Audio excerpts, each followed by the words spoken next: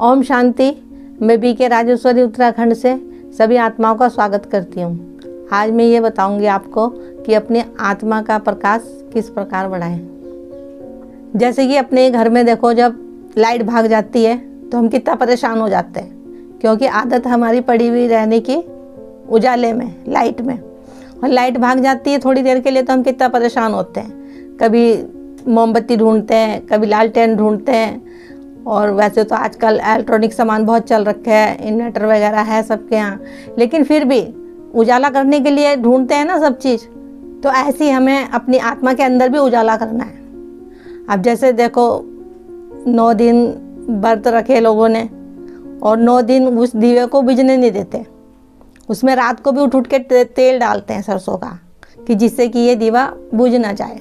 दिन में भी डालेंगे, पूरे 9 दिन दिन और रात वो जलता रहता है दीवा, क्योंकि उसका प्रकाश जलता रहना चाहिए, फैलता रहना चाहिए उसका प्रकाश, जो बत्ती जल रही है।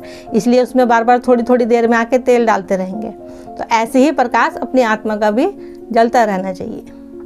हमारी आत्मा का प्रकाश है ना, वो द्रोपर से डाउन होता चला गया और अब इस टाइम तो आके बिल्कुल ही डाउन हो गया। तो उसको हम बढ़ाए कैसे? उसको बढ़ाने के लिए, आत्मा का प्रकाश बढ़ाने के लिए तो हमें डेली मुरली सुननी पड़ेगी और योग करना पड़ेगा और एकाग्रता होनी पड़ेगी। तो जब हम थोड़ी थोड़ी देर में बाबा का मुरली सुनेंगे और बाबा के संग योग लगाएंगे थोड़ी थोड़ी देर में एकाग्र होके, तो वो ऑटोमेटिक हमारा आत्मा का प्रकाश बढ़ता चला जाएगा।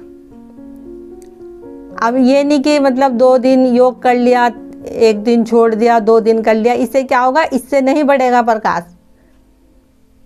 उसके लिए हमें डेली सुबह शाम, दिन में सुबह शाम तो है ही है, दिन में भी आप जितना करोगे वो तो देखो, अगर दीवे में थोड़ा तेल होगा तो वो धीरे ही धीरे जलेगी उसकी लो। तो अगर उस दीवे को पूरा भर देंगे हम तो उसकी लो, उसका प्रकाश खूब अच्छी रोशनी देगा।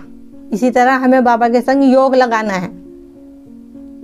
कहने का मतलब ये है कि जितना हम योग लगाएंगे बाबा के संग, उतना ही प्रकाश बढ़ेगा हमारी आत्मा का। और एकाग्रता इसमें बहुत जरूरी हैगी। एकाग्र नहीं होंगे, खाली वैसे ही योग लगाओगे देखते हुए बाबा की तस्वीर को नॉर्मल, तो वो प्रकाश नहीं बढ़ेगा। उसके संग एकाग्रता भी चाहिए और बाबा का ज्ञान भी चाहिए बुद्धि में। तो वो एकाग्रता हमारी धीरे धीरे ऑटोमेटिक ही बढ़ती चली जाएगी और हमारे अंदर परिवर्तन भी आता जाएगा। और हर टाइम बाबा को बुद्धि में रखना है। और फिर वो जो एकाग्रता की स्थिति है ना हमारी, वो ऑटोमेटिक फिर एकाग्र नहीं होना पड़ेगा हमें। जब काफ़ी टाइम हो जाएगा हमें ये चीज़ करते हुए, तो वो एकाग्रता अपनी एक जगह स्थित हो जाएगी। जब वो एकाग्रता स्थित हो जाएगी अपनी जगह एक जगह, तो फिर तो वो चीज़ हमको पता चलेगी। वो सिर्फ हमको पता चलेगी कि हमारे प्रकाश बढ़ गया है, हमारे आत्मा की ज्योति जल रही है अंदर, वो चीज़ हमें पता रहेगी।